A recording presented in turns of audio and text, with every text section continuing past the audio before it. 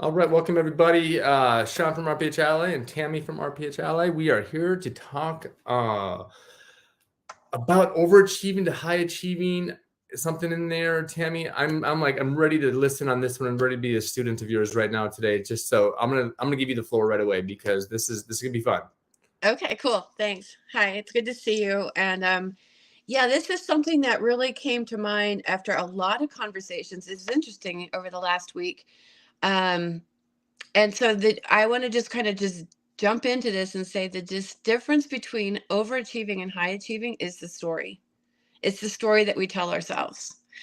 And if we look at an overachiever, and you often hear words of overwhelm, not knowing, basically it comes down to a lot of overwhelm. I was even talking to a mom of 3 kids, and and just the idea of adding one more thing to her self-care was just overwhelming. It was just like it threw her brain into overload. And so the distinction again is really the story that we tell ourselves. And typically I would sum it up by saying overachievers are driven by fear, and high achievers are inspired by trusting in themselves. They are willing to take what they need to do to take care of themselves. Obviously, both are focused on the outcome, but I see that what we've done is we've created a culture of overachievers through all of the gamification and rewards that we get from children now into the workplace and all over social media. Everybody's striving to get that ribbon, that gold star. And when we're afraid that we're going to lose somehow, it typically is related to age. Sometimes it's money.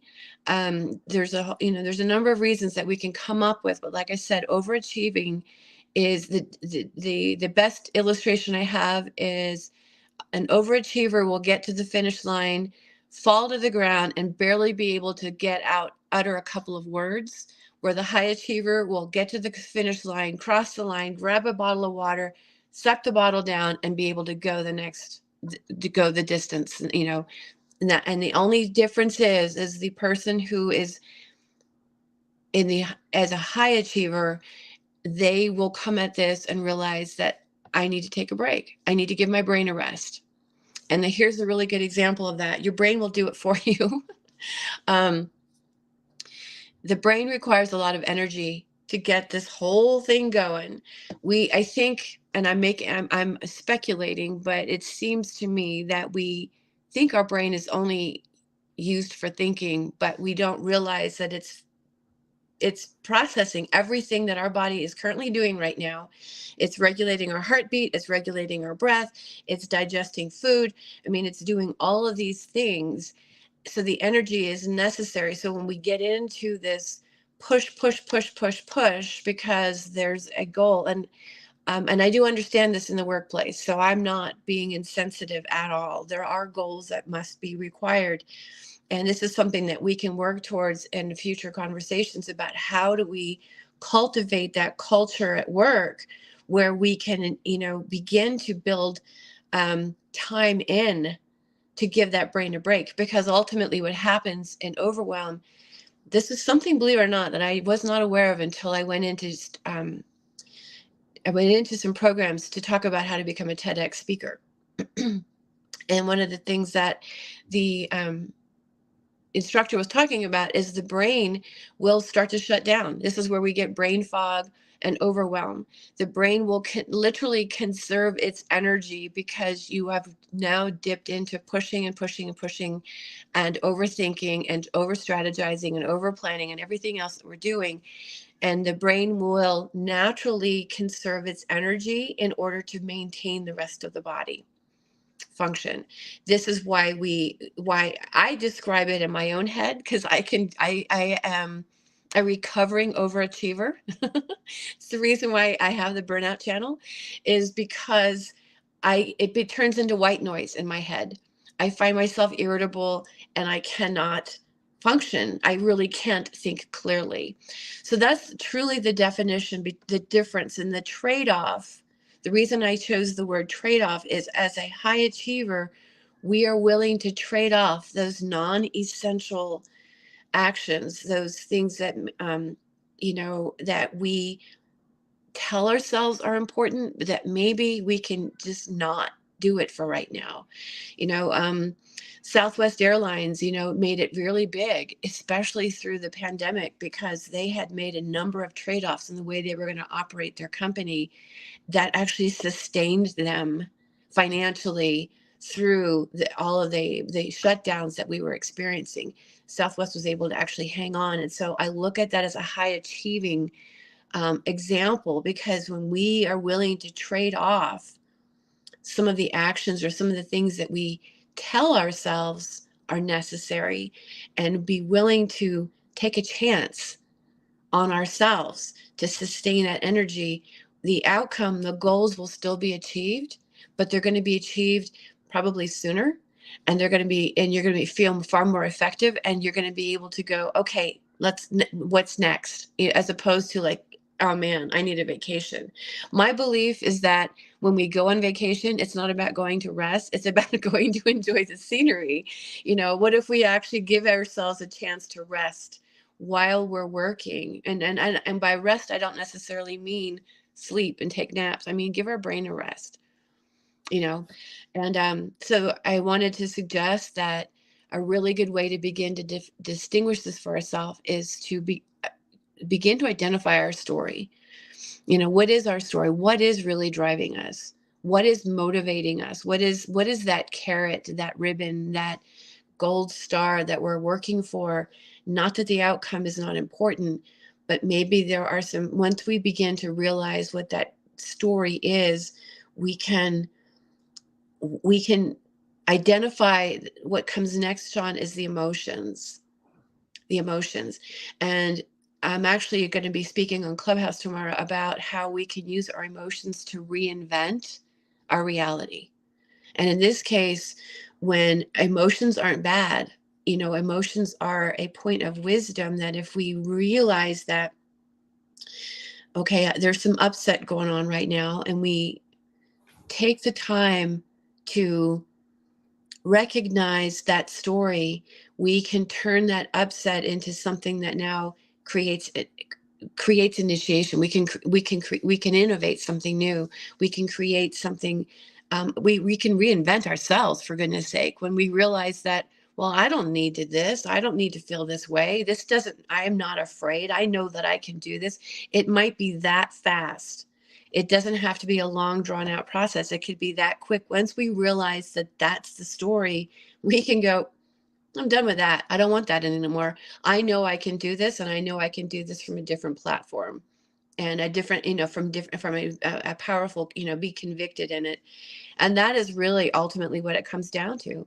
It's trading off the non-essential stories that we tell ourselves, and reinventing ourselves in that moment to become the high achiever and still attain the goal, but from a different position that we can sustain our energy, and now bringing in other people, be that resource and that leader. So that's ultimately what it comes down to, the difference between overachieving and high achieving. I love it. I see, this is very enlightening for me. So thank you, Tammy. I'm thinking to myself, with, a couple different startups, gonna soon have a third. And it's kind of like, okay, that's one bucket. And okay, so I need to find that place where I'm not overachieving. I'm just at that high achieving space, right? So that was very cool. And you touched on it a little bit with like talking about the workplace, right? Where you need to find your rest, you need to let your brain rest within the workplace. Can you just talk a little bit more about that, just to make sure our colleagues who are in those environments can really capture like what they should do for next steps, as far as obviously Absolutely. leadership, but I mean, how can you just speak to that a little bit, Tammy? Absolutely. So what I'm going to suggest, and I came prepared for this question, because when sitting in a corporate setting, you are required to take breaks. There are built-in breaks. And so the idea here is literally to put the phone down, literally to walk away from the computer. And I oftentimes have had clients sit and eat in silence. The point here is that, like I mentioned earlier, the brain gets into that state of overwhelm, and it starts to conserve that energy. And when we are stressed, what happens is it changes the way the digestive system slows down. slows the digestive process down, so we're not breaking down the sugars and the proteins efficiently, and so we're almost starving, or that we've depleted the brain of energy, so it's going to shut down faster. So in the workplace, we can, during a break, take a moment to eat in silence, or to listen to some music, or just literally just turn off the thinking process and give yourself a chance to maybe even engage in something like a conversation that's fun, and not make an excuse like, well, I don't have time. Give yourself permission to have fun, even if it's for 5 or 10 minutes, because that's enough of a break because here's the thing. When we are having a good time, consider your posture. Now, this sounds like a really strange thing, but when we are sitting up more erect and our chin's up, there's a reason why they say chin up buttercup, because it takes the pressure off the vagus nerve. That dorsal vagus nerve creates a rigidity, and it keeps us in that fight or flight. It keeps us in that stress mode. But when we can just relax a little bit and just let ourselves lighten up just a tad, takes the pressure off that nerve, and now the brain and the gut are communicating more efficiently. And again, it sounds really simple, but it is a very beneficial just shift in posture and what we're doing very briefly. And it doesn't have to consume any amount of time, because you already have the time allotted to you to give that to yourself. I love that. And I want to ask you a question, very simple, because you touched on it. So does this device right here activate your brain? Yes, it Okay. does. So that would, like, sitting in the break room and scrolling through social media is not going to help you relax, rest your brain. No matter how many times you laugh at a reel. Okay. And here's why. Think about that for a minute. You have the phone, and what do you do? It's down. So look where your chin is. You've just put all that, and so yeah, what it does is it does a couple of things in the brain. This is what's interesting. The dorsal vagus nerve actually affects dopamine in the brain. It affects the way the dopamine's being used, and that we obviously know is the reward hormone that gets hung up. Bummer. Oh, you're back. Okay.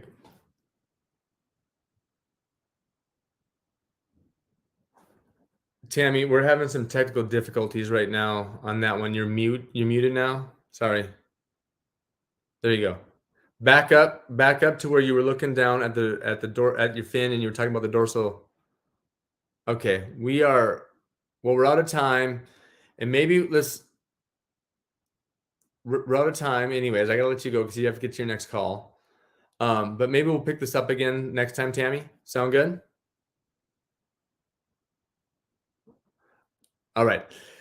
Folks, we'll see you next week on the Burnout Show. And thank you so much for joining. Thank you so much, Tammy. Always a pleasure. And we'll be talking soon.